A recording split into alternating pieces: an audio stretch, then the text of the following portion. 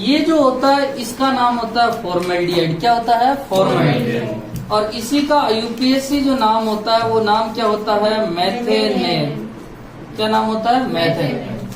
इसके अलावा सारे जैसे देखो CH3 CH, इसमें कितने कार्बन है? 2। आप यूपीएससी नाम तो लिखोगे एथेन। क्या नाम लिखोगे? एथेन। और एक नाम होता है एसीटेल्डिहाइड। क्या नाम होता है? एसीटेल्डिहाइड। ठीक है। जैसे एक और होता है, जैसे 2 कार्बन CH3 CH2 CH2 प्रोपेनेल, इसका सामान्य नाम नहीं है, प्रोपेल्डिहाइड भी कहा जाता है।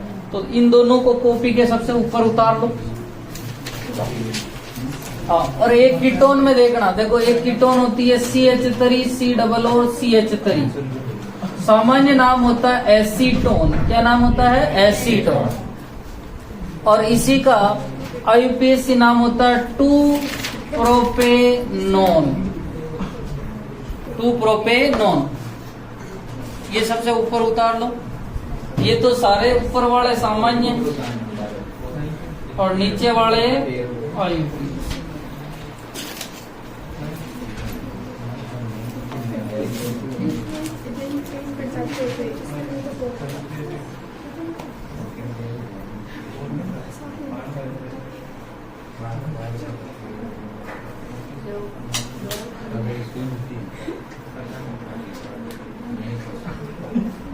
सर 2 अक्टूबर की छुट्टी है। सफाई कराएंगे, सफाई। एक मिनट, सच बात है प्यार। लिखो जल्दी से। लिख लिया? नहीं सर, सर नहीं।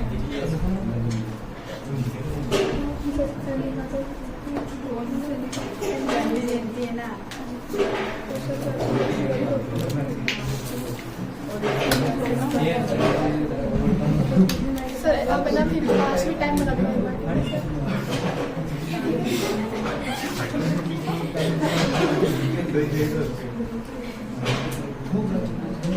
अब देखो इसको देखते ही मेरे दिमाग में आ गया ये 2 डिग्री अल्कोहल बनाएगा, क्योंकि फॉर्मेल्डिहाइड भी नहीं है और कीटोन भी नहीं है।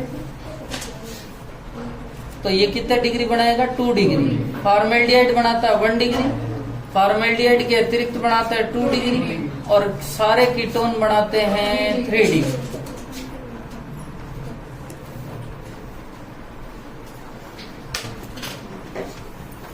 नेक्स्ट हेडिंग लिखो, अल्कोहल के रासायनिक गुणधर्म। अल्कोहल के रासायनिक गुणधर्म।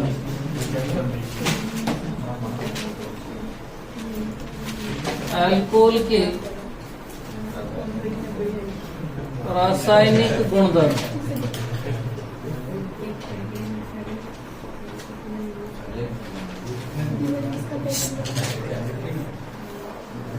अल्कोहल के रासायनिक गुणधर्म लिखना। एक मिनट। लिख दिया? ठीक है। हाँ, लिखो नीचे अल्कोहल। अल्कोहल सर्वोत्तम मुखी है। सर्वोत्तम मुखी है। सर्वोत्तम क्या? सर्वोत्तम सर्वोत्तमुखी। सर्वोत्तमुखी है अर्थात यह इलेक्ट्रॉन से नहीं, अर्थात यह इलेक्ट्रॉन से नहीं तथा नाभिक से नहीं, इलेक्ट्रॉन से नहीं तथा नाभिक से नहीं, दोनों की तरह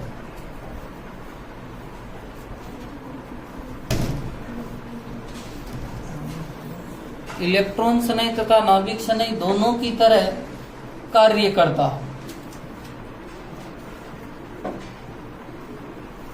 इलेक्ट्रॉन से नहीं तथा नाभिक से नहीं, दोनों की तरह कार्य करता। अब देखो, अपने पास में है अल्कोहल, और अल्कोहल होता है ROH, और दूसरा ये भी है ROH। देखो इसके अंदर 2 बंध है, एक OH बंध है और एक R और O के बीच में बंध है। R का मान मैं मान लेता हूं CH3, तो मैं कह सकता हूं एक तो C और O के बीच में बंध है और एक O और H के बीच में बंध है। दोनों को तोड़ लेते हैं, अपने को पता चल जाएगा कि इलेक्ट्रॉन से नहीं होगा तब कौन सा बंध टूटेगा और नाभिक से नहीं होगा तब कौन सा बंध टूटेगा। मुझे इतना जरूर पता है, ऑक्सीजन और हाइड्रोजन में से किसकी विद्युत ऋणता ज्यादा है? ऑक्सीजन, और ऑक्सीजन की ज्यादा है, अर्थात R ऑक्सीजन पे माइनस चला जाएगा और H प्लस।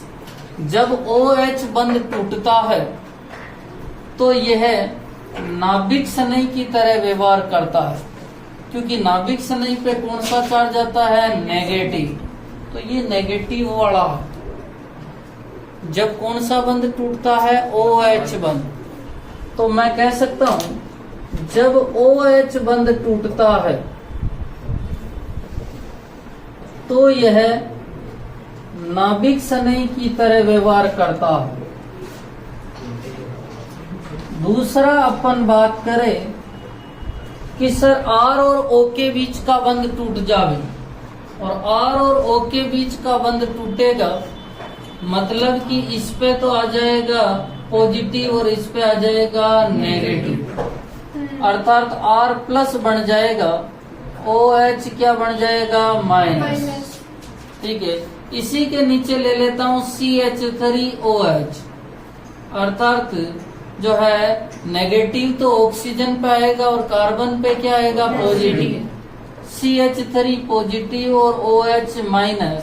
आप देख रहे हैं कि जब C और O के बीच का या R और O के बीच का बंध टूटता है तो ये किसकी तरह व्यवहार करता है? इलेक्ट्रॉन सनई। अरे इलेक्ट्रॉन सनई पे कौन सा चार्ज होता है? पॉजिटिव। कौन सा चार्ज होता है? पॉजिटिव। समझ में आ रहा है? तो मैं कह दूं जब CO या RO बंध टूटता है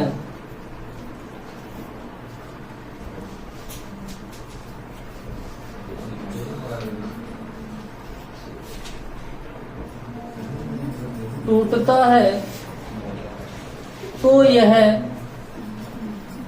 इलेक्ट्रॉन सनई की तरह व्यवहार करता है। तो किसकी भांति व्यवहार करता है? इलेक्ट्रॉन। आपके पास में दो बंध ही है, कार्बन ऑक्सीजन और ऑक्सीजन हाइड्रोजन। आपको पता है इस बंध को तोड़ोगे तो ऑक्सीजन की विद्युत ऋणता ज्यादा है, इसके कारण इस पे नेगेटिव और इस पे पॉजिटिव, ये स्थिति बन जाएगी। और जब भी नेगेटिव आ रहा है मतलब नाभिक सा नहीं है। दूसरा जो पोजीशन बन रही है कार्बन और ऑक्सीजन वाला बंध तोड़ने की, ऑक्सीजन की विद्युत ऋणता ज्यादा है, यहाँ नेगेटिव और कार्बन पे कौन सा आ जाएगा? पॉजिटिव। ये कार्ब धनायन, और कार्ब धनायन जो होता है वो इलेक्ट्रॉन सनई की भांति व्यवहार करता है। किसकी भांति व्यवहार करता है? इलेक्ट्रॉन। तो लिखो जल्दी से।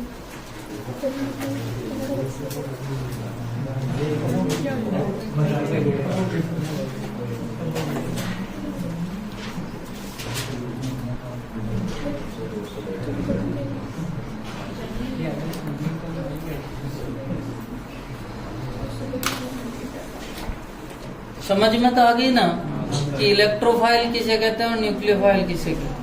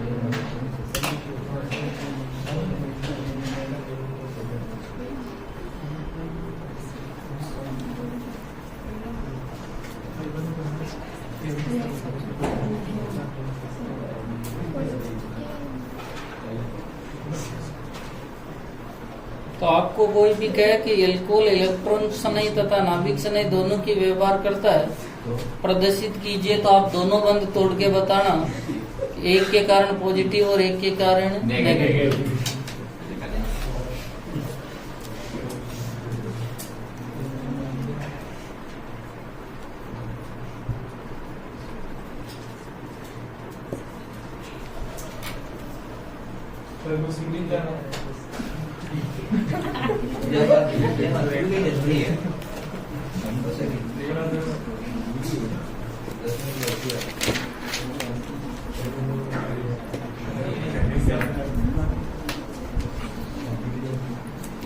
और इसके बाद में हेडिंग डालना एसी रिएक्ट, क्योंकि दो पार्ट में पढ़ेंगे। एसी रिएक्शन जिनमें OH बंद टूटता, एसी रिएक्शन जिनमें OH बंद टूटता है। दो भागों में पढ़ेंगे, OH बंद तोड़ने वाली, और एक पढ़ेंगे अपन CO बंद तोड़ने वाले रिएक्शन।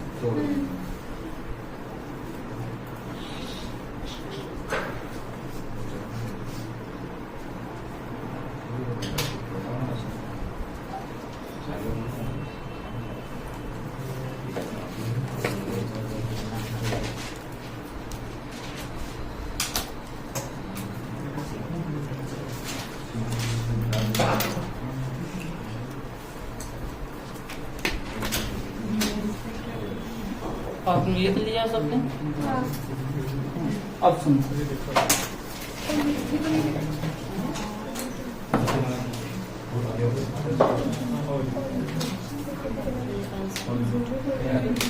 बेटा हाँ एक मिनट। अपन जो पढ़ रहे हैं, अपन ने एल्कोहल के रासायनिक गुणों को दो भागों में बांट दिया।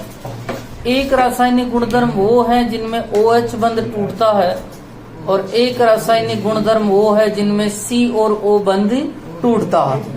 पहले जो टाइप पढ़ रहे हैं वो उसमें OH बंद टूट रहा है, और OH बंद टूट रहा है मतलब हाइड्रोजन निकल रहा है, ठीक है।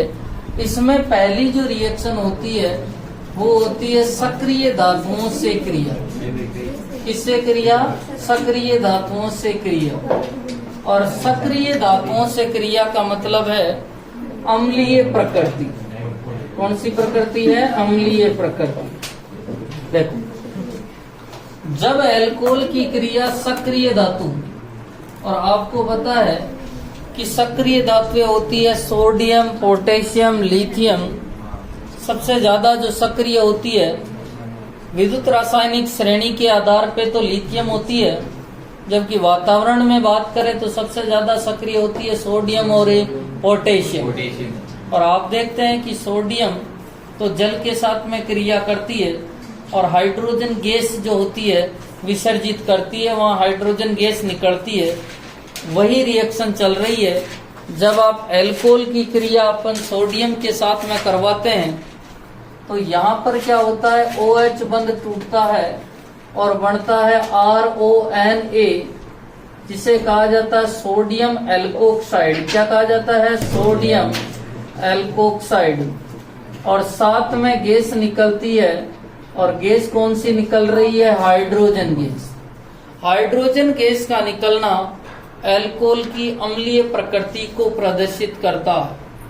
कौन सी गैस का निकलना? Hydrogen gas.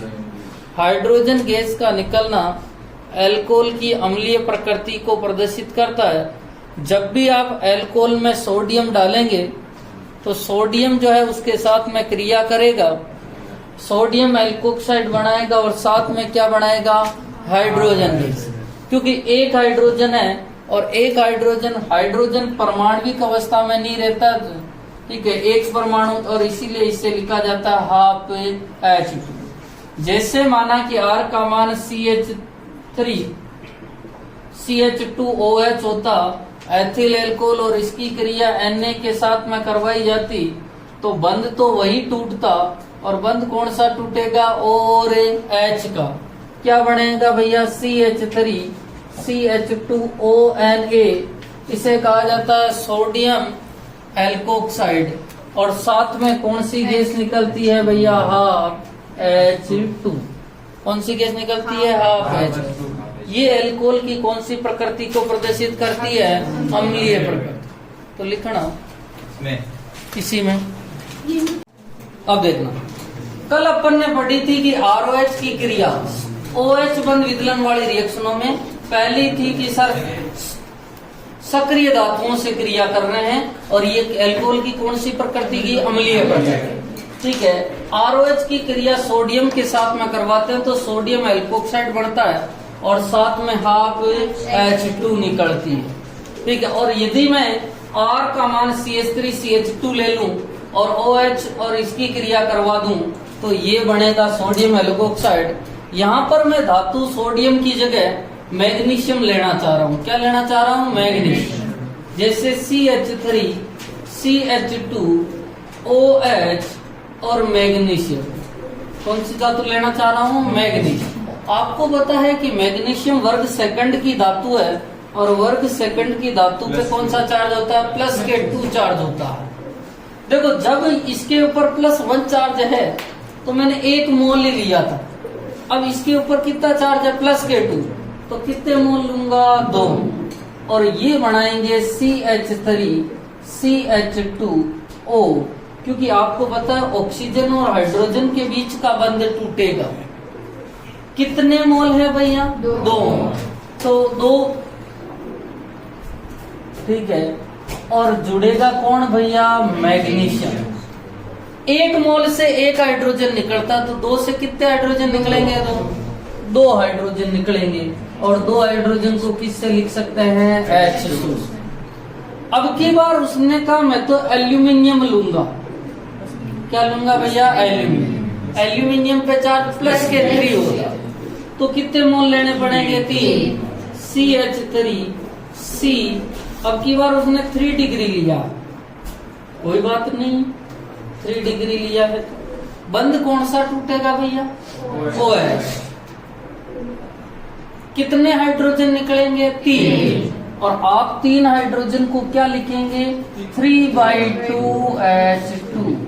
कितने लिखेंगे? 3/2 H2। अरे भाई H और H और H मिलके क्या बना देते हैं? H2। और एक H और जुड़ गया तो इसको मैं लिख रहा हूं 3/2 H2। क्योंकि 2 होते तो 2H2, सॉरी 4 होते तो 2H2 लिखता। क्या लिखता? 2H। 1 और 2 के बीच में तो 1.5 ही आएगा, और 1.5 को क्या लिखते हैं? 3/2। अब रिएक्शन को पूरी करूं, CH3 C CH3 CH3 O, और कितने मोल है भैया? 3। और साथ में कौन जुड़ेगा? H। ठीक है। अब इसके नीचे लिखूंगा यह रिएक्शन एल्कोहल की अम्लीय प्रकृति को प्रदर्शित करती है। एल्कोहल की अम्लीय प्रकृति को प्रदर्शित करती है। कौन सी प्रकृति को प्रदर्शित करती है? अम्लीय। अम्लीय प्रकृति को प्रदर्शित करती है, कि एल्कोहल अम्लीय है उस प्रकृति को प्रदर्शित करती है। समझ में आ गया ना? एल्कोहल की कौन सी प्रकृति होगी भैया? अम्लीय। उतारो जल्दी से, आपने यहाँ तक उतार रखा है, तीनों लाइनें उतारो जल्दी।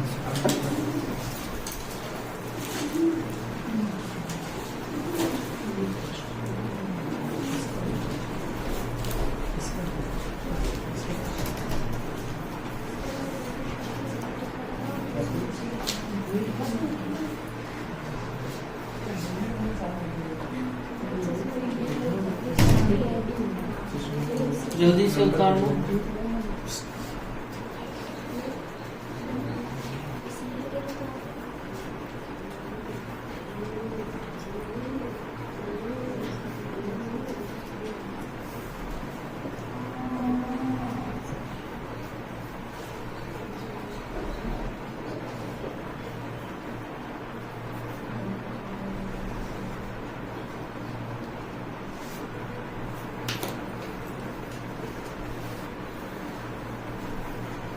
सर ऊपर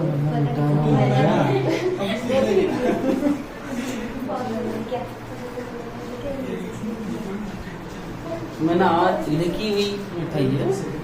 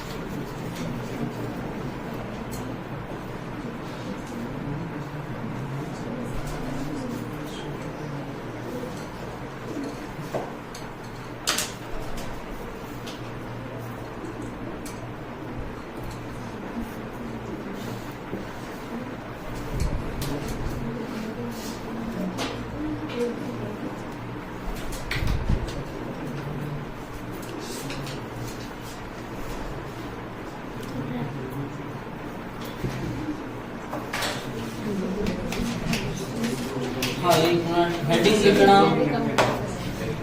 अल्कोहल की अम्लीय प्रकृति की तुलना।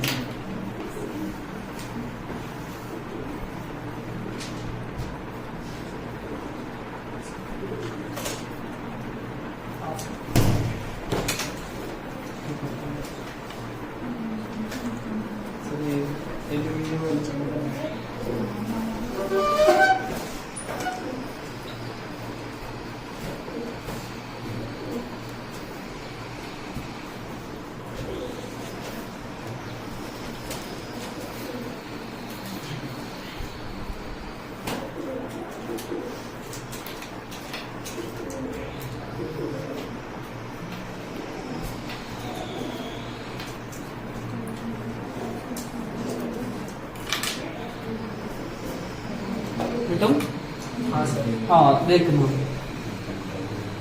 कि अम्लीय प्रकृति की कैसे तुलना करेंगे। एक नियम है कि अम्लीयता जो होती है वो -i और -r के तो समानुपाती होती है और +i और +r के क्या होती है, विकर्ण। अर्थात जिसमें ज्यादा -i और -r होगा उसकी अम्लीयता उतनी ही ज्यादा होगी। ठीक है। और एक ये भी कह सकता हूं कि असर अम्लीयता जो है वो H बंद या H+ आसानी से निकलता है, H+ आसानी से निकलता है, उसकी अम्लीयता भी ज्यादा होती है। उसकी अम्लीयता भी क्या होती है, ज्यादा।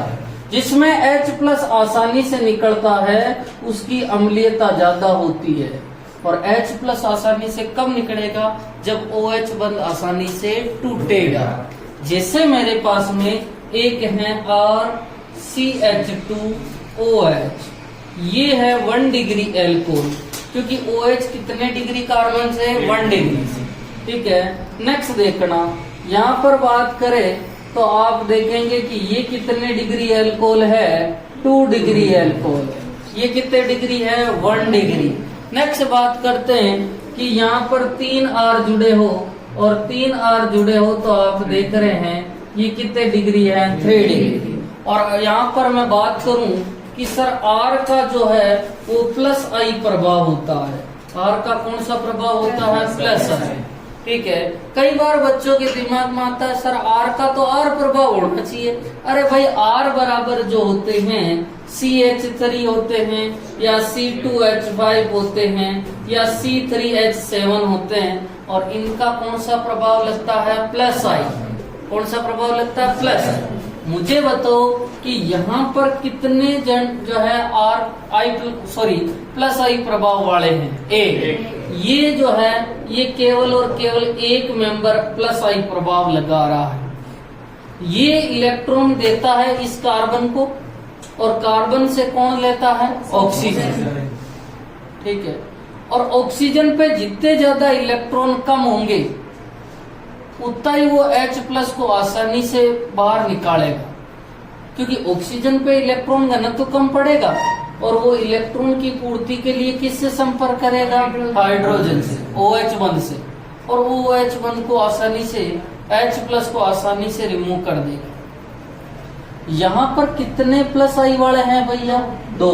ये भी प्लस आई लगा रहा है और ये भी प्लस आई लगा रहा है। और यहाँ पर कितने प्लस आई वाले हैं भैया? 3। ये प्लस आई वाला है, ये भी प्लस आई वाला है और ये भी प्लस आई वाला है। मुझे बताओ सबसे ज्यादा किस कार्बन पर इलेक्ट्रॉन घनत्व हो? 3 डिग्री। यहाँ पर सर तीनों ही देने वाले हैं, तो इस कार्बन पे इलेक्ट्रॉन घनत्व बढ़ेगा, और कार्बन पर इलेक्ट्रॉन घनत्व बढ़ेगा तो कार्बन इस ऑक्सीजन को देगा, और ऑक्सीजन पर इलेक्ट्रॉन घनत्व 3 ज्यादा होगा। यहाँ पर कितना ज्यादा होगा भैया? 2 से। और यहाँ पर कितना होगा? 1। सबसे कम इलेक्ट्रॉन घनत्व क्या है? 1। और 1 डिग्री पे सबसे कम इलेक्ट्रॉन घनत्व है, तो थोड़ी सी इलेक्ट्रॉन घनत्व की कमी आने लगेगी और ये OH बंध को तोड़ देगा, और OH बंध के जो दोनों इलेक्ट्रॉन है वो अपनी तरफ खींच लेगा, जिसके कारण H+ निकल जाएगा। और अपन कहते हैं कि ऐसे यौगिक जो जलीय विलयन में H+ देते हैं उसे क्या कहते हैं? अम्ल। तो जितनी आसानी से H+ देगा उसकी अम्लीयता उतनी ही ज्यादा होगी। यदि यहाँ पर माना कि OH है और यहाँ कोई खींचने वाला समूह जोड़ दिया जाए, जैसे कोई खींचने वाला समूह है X। अब देखो ये X खींचने वाला तो कार्बन पे इलेक्ट्रॉन घनत्व कम करेगा। कार्बन अपने इलेक्ट्रॉन की पूर्ति किससे करेगा भैया? ऑक्सीजन। और ऑक्सीजन पे इलेक्ट्रॉन घनत्व कम हुआ तो ऑक्सीजन H को लात मार के भगाएगा, और हाइड्रोजन किसके रूप में निकलेगा? H+। तो मैं कहूं कि यदि इनकी और इनकी तुलना कराई जाए तो ये ज्यादा अम्लीय है। कौन ज्यादा अम्लीय है? ये वाला। पर इसकी अपने तुलना नहीं हो रही है, अपनी तुलना हो रही है 1 डिग्री, 2 डिग्री और 3 डिग्री में। तो मुझे बताएंगे कि कहाँ H+ आसानी से निकलेगा? 1 डिग्री। कहाँ निकलेगा? 1 डिग्री। क्यों निकल रहा है पता है ना? क्योंकि यहाँ पर सर ऑक्सीजन पे इलेक्ट्रॉन घनत्व सबसे कम है और इलेक्ट्रॉन घनत्व सबसे कम है, जबकि यहाँ पर इलेक्ट्रॉन घनत्व सबसे ज्यादा है। जब ऑक्सीजन के पास में इलेक्ट्रॉन घनत्व ज्यादा है तो वो OH बंध को क्यों तोड़ेगा? यदि उसके पास में इलेक्ट्रॉन घनत्व की कमी होगी तो ही तो वो OH बंध को तोड़ेगा। ठीक है, आपके पास में पैसों की कमी नहीं है, खूब पैसे हैं, तो आप किसी से बंध तोड़ेंगे क्या भैया? या किसी से पैसे मांगेंगे? नहीं सर। यदि आपके पास में पैसे की कमी पड़ेगी तो ही तो किसी से पैसे मांगेगी। ठीक है, और यही हाल ऑक्सीजन का है। यहाँ पर ऑक्सीजन के पास 3 देने वाले हैं तो वो OH बंध को नहीं तोड़ेगा, जबकि यहाँ पर कितने देने वाले हैं? 1। तो सबसे जो कम इलेक्ट्रॉन घनत्व यहाँ पर है, और यहाँ पर है, इसके तो थोड़ी तंगी आते ही इस H+ को बाहर निकाल देगा, और इसीलिए इसके अम्लीयता जो होती है वो 1 डिग्री की सबसे ज्यादा होती है, फिर 2 डिग्री और फिर 3 डिग्री सबसे कम अम्लीयता होती है, क्योंकि OH बंध सबसे कम ध्रुवीय होता है, जबकि यहाँ पर सबसे ज्यादा ध्रुवीय है। ध्रुवीय का मतलब सबसे ज्यादा आसानी से टूटने वाला है, और जितना ज्यादा आसानी से टूटेगा उसकी अम्लीयता उतनी ही ज्यादा। अब अगला सवाल बनता है कि सर मेरे पास में एक एल्कोहल है ROH, ठीक है, और एक मेरे पास में HOH, इन दोनों में से अम्लीयता किसकी ज्यादा होगी भैया? HOH की। तो क्यों होगी? देखो वही कॉन्सेप्ट लग रहा है। यहाँ जो R है वो कौन सा प्रभाव दर्शाता है भैया? प्लस। ये किस पे इलेक्ट्रॉन घनत्व बढ़ाएगा? ऑक्सीजन। और ऑक्सीजन पे इलेक्ट्रॉन घनत्व बढ़ाएगा। यहाँ पर हाइड्रोजन जो है वो इलेक्ट्रॉन घनत्व न तो बढ़ाता है और न ही घटाता है। तो मुझे बताओ इन दोनों में से इलेक्ट्रॉन घनत्व किसके पास ज्यादा है? ROH। क्या ये OH बंध को आसानी से तोड़ेगा? नहीं सर, ये OH बंध आसानी से टूटेगा, और जो OH बंध आसानी से टूटता है उसकी अम्लीयता उतनी ही ज्यादा है। एक और कॉन्सेप्ट कि सर अम्लीयता जो होती है वो प्लस आई के व्युत्क्रमानुपाती होती है। जितनी ज्यादा प्लस आई होगी उसकी अम्लीयता उतनी ही कम। यहाँ 1 देने वाला है प्लस आई, तो अम्लीयता कम होगी, और यहाँ कोई देने वाला नहीं। समझ? यहाँ पर भी देख लो 3 प्लस आई वाले हैं, और जितने ज्यादा प्लस आई वाले हैं उसकी अम्लीयता उतनी ही कम। फॉर्मूला ऊपर लिखा हुआ है कि जितना ज्यादा प्लस आई होगा उसकी अम्लीयता उतनी ही कम। समझ में आ गई? तो मैं लिखूंगा कि अम्लीयता 1 डिग्री 2 डिग्री और 3 डिग्री की के अनुसार होती है। 3 डिग्री की अम्लीयता सबसे कम होती है क्योंकि उसमें ऑक्सीजन पर सबसे अधिक इलेक्ट्रॉन घनत्व होता है, जिसके कारण OH बंध आसानी से नहीं टूटता। वही 1 डिग्री की अम्लीयता सबसे ज्यादा होती है क्योंकि ऑक्सीजन पर इलेक्ट्रॉन घनत्व सबसे कम होता है और OH बंध आसानी से टूट जाता। OH बंध आसानी से टूट जाता। तो याद रखना, जितना ज्यादा प्लस आई होगा उसकी अम्लीयता उतनी ही कम, उसकी अम्लीयता उतनी ही कम। अब देखो, 1 मिनट सुनना मेरी बात। मेरे पास में 2 यौगिक है, ठीक है।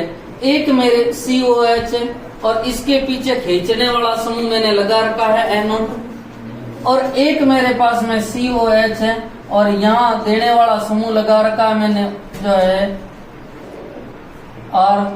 अब मुझे बताओ कि किसकी अम्लीयता ज्यादा है भैया? NO2। अरे भाई समझ में आया, किसकी अम्लीयता ज्यादा है? NO2। क्यों है?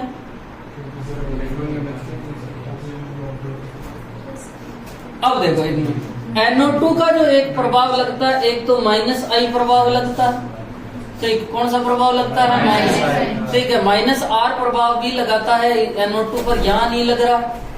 अब देखो कि यहाँ पर -I है, जबकि इसका कौन सा प्रभाव लग रहा है? +I। और मुझे ये देखना है कि ऑक्सीजन पे जितना इलेक्ट्रॉन घनत्व कम होगा उसकी अम्लीयता उतनी ही ज्यादा।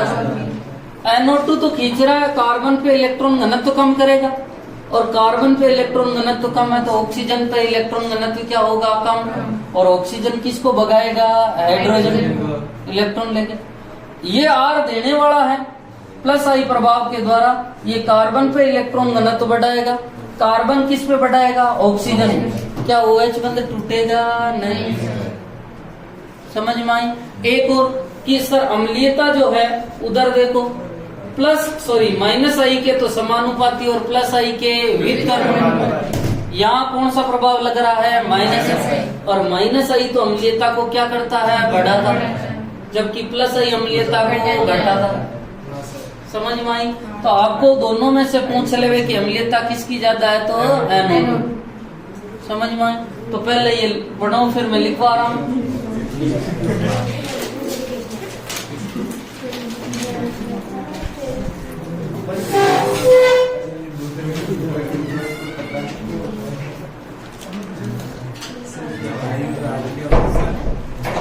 आई और आर क्या होता है? I और R, I का मतलब होता है इंडक्टिव इफेक्ट। सर तो मतलब इंग्लिश में भी मतलब पता कैसे चलेगा? प्रेरणिक प्रभाव। नहीं सर, मतलब पता इसका कैसे मीन्स। चलेगा? हाँ, 1 मिनट में मीन्स बता रहा हूँ।